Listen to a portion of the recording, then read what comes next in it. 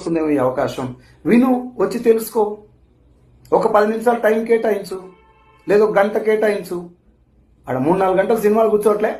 అట్లా ఒక మీటింగ్కి రండి. ఫిజికల్గా మీటింగ్లు పెడుతున్నాం కదా మనం, సెమినార్స్ జరుగుతున్నాయి కదా. నిజంగానే అది ఫ్రాడ్ అయితే డైరెక్ట్గా అడగొచ్చు కదా అక్కడ పోయి.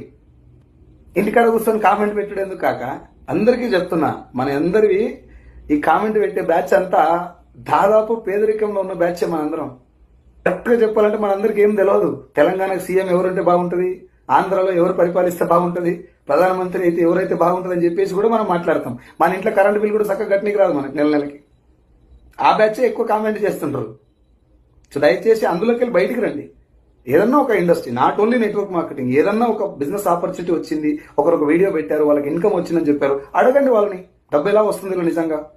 మీరేదో లక్షల కార్లు అని చెప్తున్నాడు, వాస్తవంగానే వస్తుందా? ఇది బ్యాంక్ స్టేట్మెంట్ అడగండి. మీ మొబైల్ నెంబర్ పెట్టి కాల్ చేయండి, మేము కూడా దీని